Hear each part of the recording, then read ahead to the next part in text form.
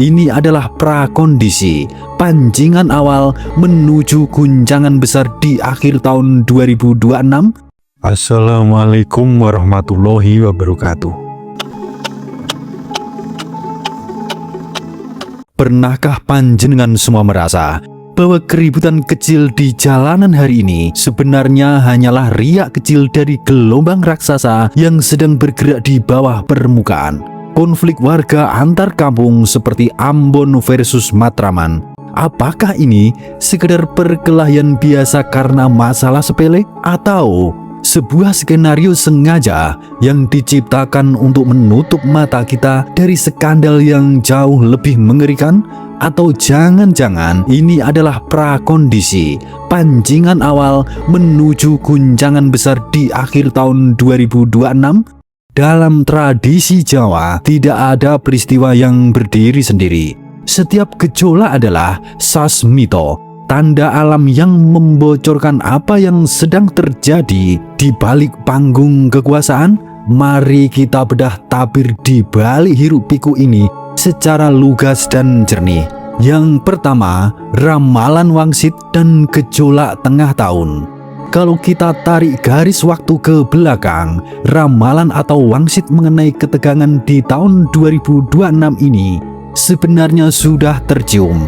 Ada petunjuk yang menyebut bahwa pertengahan tahun 2026, khususnya sekitar bulan Juni hingga Agustus, menjadi fase paling kritis. Di bulan Juni lalu, kita melihat gelombang aksi mahasiswa dan aktivis yang cukup masif. Namun anehnya, peristiwa besar itu seolah tertahan di lapangan, tidak meledak di panggung media massa maupun media sosial. Realitas seolah dibungkam dan diredam sedemikian rupa. Secara konspirasi dan intelijen, situasi ini adalah bentuk pengkondisian medan. Namun dalam spiritual Jawa, fenomena ini disebut sebagai owah gingsir, pergeseran energi zaman di mana kebenaran dan kesemuan saling berbenturan untuk memperebutkan kendali atas pikiran masyarakat. Yang kedua, kejanggalan peristiwa Ambon versus Mataram dan strategi tumbal. Lalu mengapa kasus kecil seperti Matraman versus Ambon mendadak diputar berulang-ulang dengan cerita yang simpang siur? Ada versi nasi kuning, gerung motor, hingga isu etnis dan agama.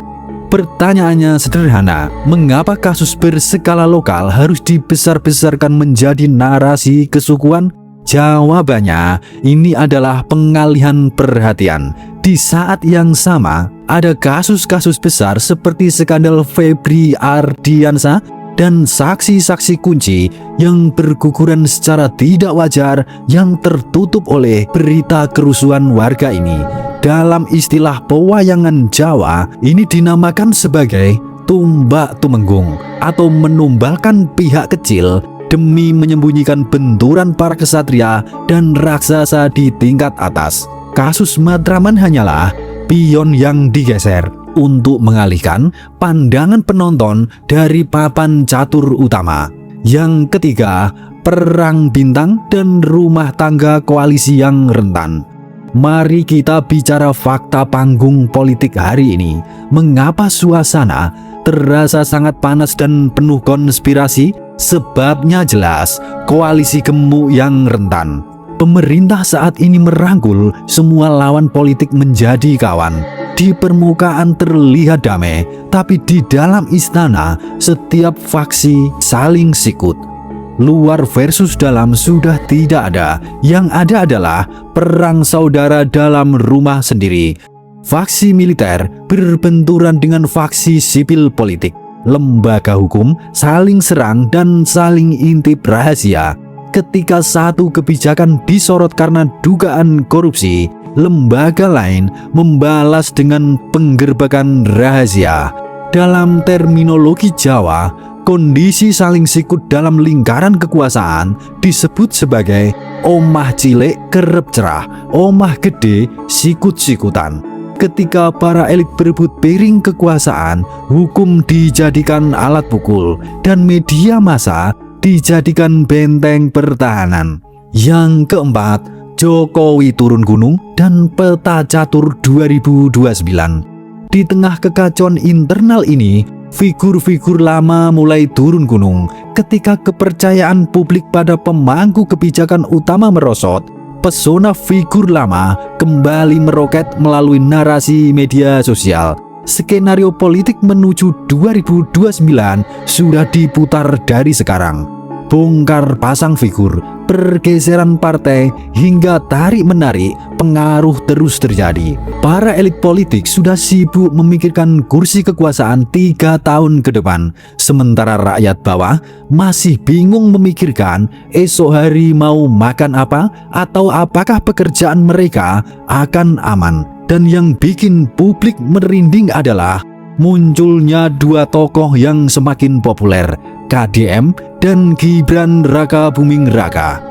Menurut Pujangga Ronggo Warsito, ini adalah wujud nyata dari zaman edan. Sak meniko zaman edan, yen ora edan ora keduman, di mana fokus para pemimpin terdistraksi oleh ambisi pribadi, sementara suara rakyat hanya dijadikan komoditas politik. Lalu apa sikap terbaik kita sebagai rakyat biasa di tengah pusaran teori konspirasi dan adu domba politik ini? Sederhana, jangan mau dijadikan tumbal. Kerusuhan di jalan, isu etnis yang dipantik, hingga sinetron politik di layar kaca dibuat agar kita terus panik dan terpecah belah. Tetaplah fokus pada kehidupan sehari-hari. Yang bekerja, bekerjalah yang giat. Yang menuntut ilmu, fokuslah belajar. Jaga kedamaian di lingkungan masing-masing. Ingat ajaran leluhur Jawa, eleng lan waspodo.